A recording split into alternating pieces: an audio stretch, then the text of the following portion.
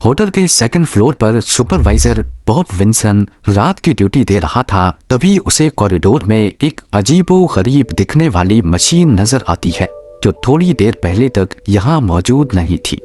Hotel का ये floor जो एम्प्लॉइज के लिए डेडिकेटेड था, रात के इस वक्त यहाँ पर इस अजीब मशीन को देखकर सुपरवाइजर को कुछ गड़बड़ महसूस होने लगी। ये एक मेटालिक बॉक्स था जिसके ऊपर एक दूसरा छोटा बॉक्स कनेक्टेड था और इसके सामने वाला हिस्सा अजीब कंट्रोल पैनल की तरह दिख रहा था। कंट्रोल पैनल में टोटल 28 स्विचेस थे जिन पर नंबरिंग भी हो रखी थी। तमाम स्विचेस नीचे की तरफ थे सिवाय स्विच नंबर 23 के। इस वक्त सुबह के 6:30 बज रहे थे और ये वाकया है नेवाडा के Harvey's Lake Tahoe hotel and casino का, जो अगले 24 घंटों में नेशनल न्यूज की हेडलाइंस बनने वाला था। बॉब विंसन के लिए हैरानी की बात सिर्फ ये अजीब मशीन ही नहीं थी। वो तकरीबन पूरी रात ही ड्यूटी पर था, लेकिन उसे कॉरिडोर में किसी मशीन रखने की आवाज सुनाई नहीं दी। जिस किसी ने भी ये मशीन यहाँ छोड़ी थी उसने इसको लकड़ी के 4 गुटकों के ऊपर रखा था। ये गुटके कॉरिडोर के कारपेट में अंदर धंसे हुए थे, जिससे ये जाहिर हो रहा था कि ये मशीन काफी भारी है। इस वाक़े को और भी ज्यादा अजीब बनाने वाली बात यह थी कि जहां ये मशीन रखी गई उसके आसपास के दरवाजों के तालों को किसी ने सुपर ग्लू डालकर नाकारा बना दिया था। बॉब विंसन अभी इसी कश्मकश में था कि उसे मशीन के बराबर में एक एनवलप पड़ा मिलता है जिस पर लिखा था to the Harvey's management. Zamzam TV में एक बार फिर से खुशामदीद। नाज़रीन, Harvey's Lake Tahoe American state Nevada में एक जाना माना कसिनो और होटल है। जिस वक्त की हम बात कर रहे हैं उस वक्त ये 11 स्टोरी बिल्डिंग थी जिसमें 197 रूम्स भी थे। बिल्डिंग के सेकंड फ्लोर पर मौजूद बॉब विंसन को जब एनवलप मिला तो वो भागता हुआ सिक्योरिटी को बुलाने गया। बाद में पुलिस और फायर डिपार्टमेंट को भी बुलवा लिया गया। पहले तो किसी को भी हिम्मत नहीं हो रही थी कि वो एनवलप उठाकर देखे, क्योंकि सबको शक था कि कहीं ये कोई ट्रैप ना हो। बाद में एक झाड़ू की मदद से इसे हिलाकर देखने के बाद उसे खोला गया। इस लिफाफे में टोटल 3 पेजेस का एक डॉक्यूमेंट मिला जिसको टाइपराइटर से टाइप किया गया था। सबसे ऊपर एक हेडलाइन में लिखा था warning for hotel management and bomb squad. Headline के नीचे लिखा था कि इस बॉम्ब को हिलाने की कोशिश ना की जाए, क्योंकि इसके अंदर एक ऐसा मैकेनिज्म है कि अगर ये बाल बराबर भी हिला तो ये मिली सेकेंड में डिटोनेट हो जाएगा। इसमें पानी या गैस डालने की कोशिश भी ना की जाए, क्योंकि इसके अंदर फ्लोट स्विचेस लगे हैं। अगर ऐसा किया गया तो मशीन के अंदर का एयर प्रेशर बढ़ जाएगा और इस सूरत में भी ये फट जाएगा। मशीन के टॉप पर जो स्क्रू लगे हैं वो भी ट्रिगर के साथ कनेक्टेड है, लिहाजा अगर स्क्रू को 25% भी घुमाया गया तब भी ये फट जाएगा।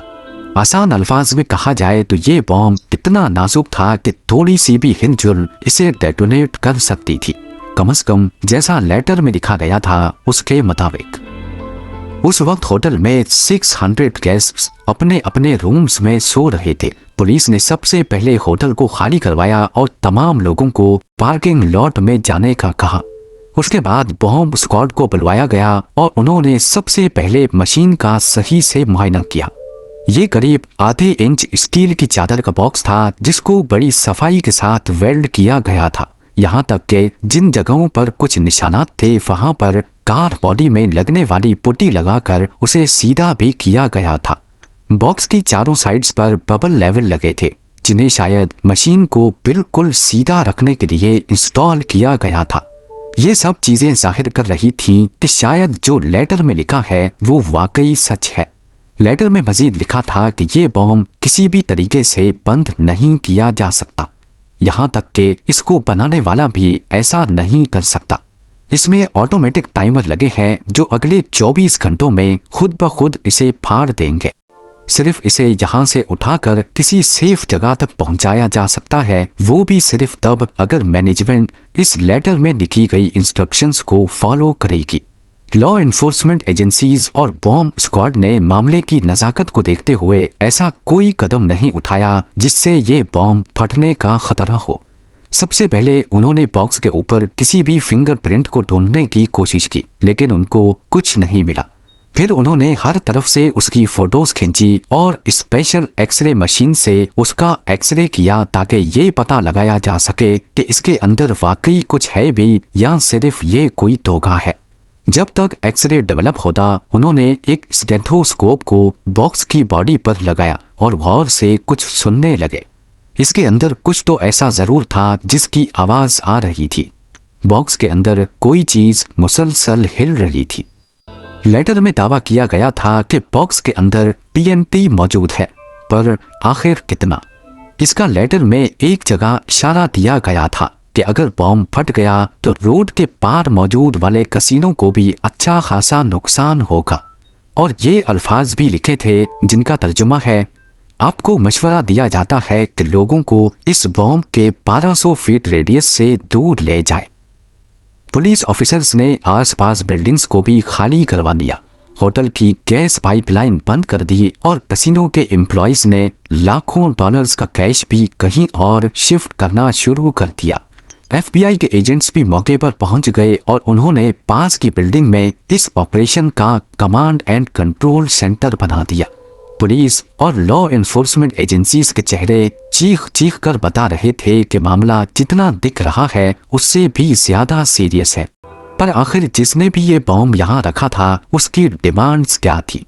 लेटर में लिखा था कि उन्हें $3 मिलियन कैश चाहिए, पर शर्त यह है कि ये $100 के इस्तेमाल शुदा नोट हों, उन पर किसी किस्म की मार्किंग ना हो और ना ही नोट्स पर किसी किस्म का केमिकल चढ़ा हो।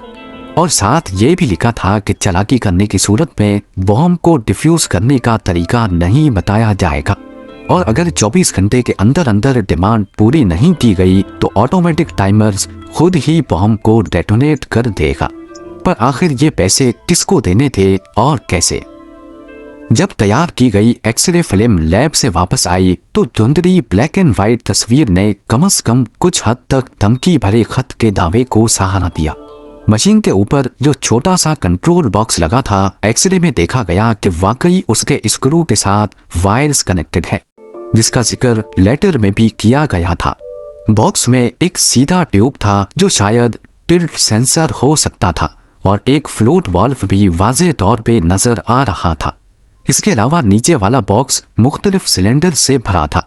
ये सिलेंडर्स किस चीज के थे उस वक्त पुलिस वालों को इसका कोई आइडिया नहीं हो पाया। एक बात तो तय थी कि लेटर लिखने वाला शख्स कोई प्रैंक नहीं कर रहा था, ये मशीन वाकई में एक बॉम्ब था।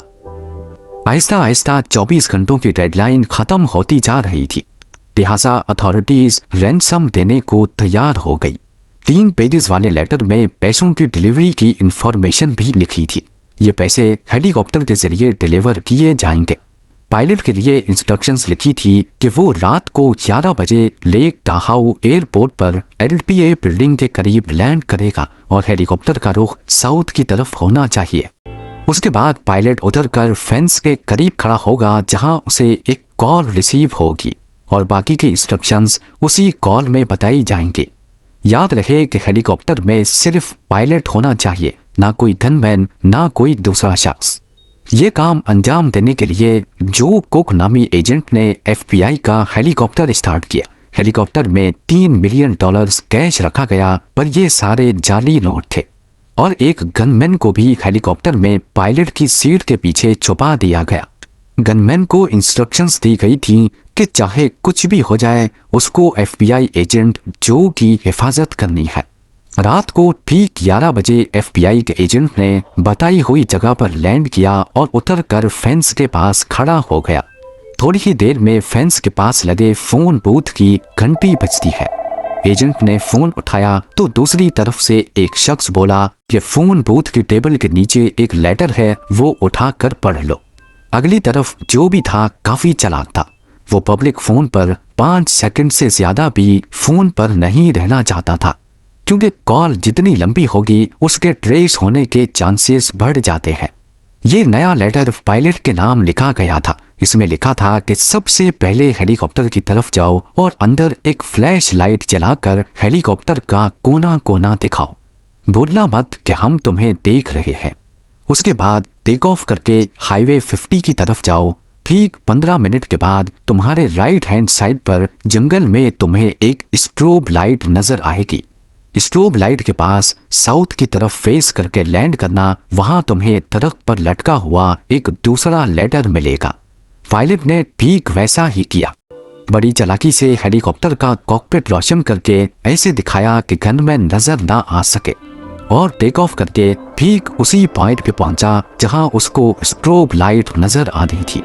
लोकेशन पर पहुंचने के बाद पायलट को दूर दूर तक कोई स्ट्रोब लाइट नजर नहीं आती।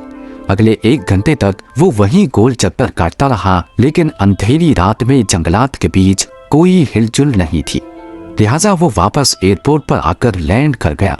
बाद में उनको मालूम पड़ा कि वो इंस्ट्रक्शंस सही से नहीं पढ़ पाए और जिस जगह उनको असल में जाना था वो वहां से मीलों दूर थे। इंस्ट्रक्शंस देने वाले को मैसेज भेजने के लिए टीवी पर खबर चलाई गई कि इंस्ट्रक्शंस में लोकेशन को लेकर कुछ कंफ्यूजन है। जिस शख्स ने ये सारा गेम प्लान किया था, जब उसको मालूम पड़ा कि पुलिस अभी भी उनको पैसे देने के लिए तैयार है, तो उसने पुलिस स्टेशन में फोन किया और कहा कि हार्वीज होटल में पड़ी मशीन का स्विच नंबर 5 ऊपर की तरफ कर दो और अगली फोन कॉल का वेट करो।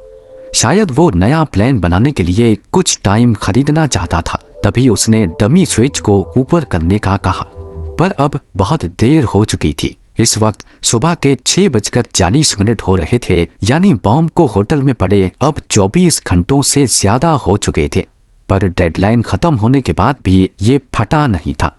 ये एक पॉजिटिव बात थी। उधर कमांड एंड कंट्रोल सेंटर में मौजूद FBI, पुलिस, बॉम्ब स्क्वाड और फायर डिपार्टमेंट की टीम्स का अंदाजा था कि इस बॉक्स में ज्यादा से ज्यादा 1000 पाउंड्स का TNT हो सकता है। वो सारी कैलकुलेशंस करते बैठे थे कि अगर इसको यहीं होटल में फाड़ा जाए तो बिल्डिंग के पिलर्स को नुकसान नहीं होगा, ज्यादा से ज्यादा फ्लोर के इंटीरियर को नुकसान होगा। लिहाजा उन्होंने बॉम्ब के बराबर में एक छोटा बॉम्ब कंट्रोल बॉक्स के साथ फिट किया। प्लान ये था कि ये प्लास्टिक बॉम्ब फटते ही कंट्रोल बॉक्स को नाकारा बना देगा और ऐसे शायद TNT डेटोनेट ना हो सके। सारी तैयारी मुकम्मल हो चुकी थी। आसपास की बिल्डिंग्स को खाली करवाया गया और बॉम्ब को फाड़ने की तैयारी की गई।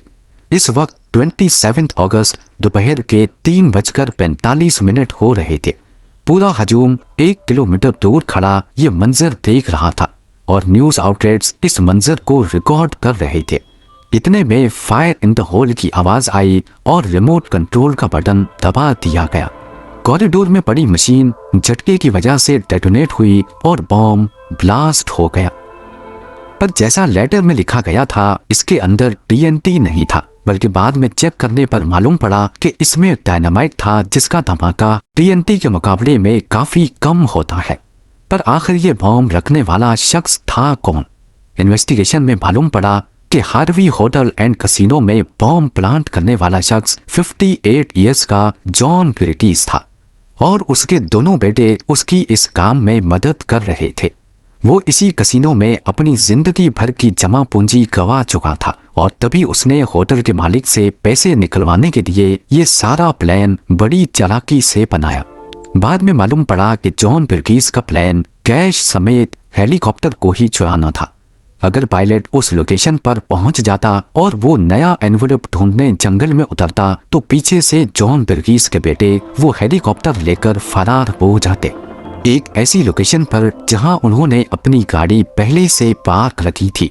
जॉन बिर्गीस को 20 साल की कैद सुनाई गई, जबकि उसके बेटों को पुलिस की मदद करने के बदले में माफ कर दिया गया। 1996 में जॉन बिर्गीस की लिवर कैंसर में मौत हो गई। इस वाक़े के बाद होटल के मालिक ने हार्वीज होटल को रेनोवेट करवाया और एक नए डिजाइन और ज्यादा रूम्स के साथ दोबारा लॉन्च किया। उम्मीद है ज़मज़म टीवी की ये वीडियो भी आप लोग भरपूर लाइक और शेयर करेंगे। आप लोगों के प्यार भरे कमेंट्स का बेहद शुक्रिया। मिलते हैं अगली शानदार वीडियो में।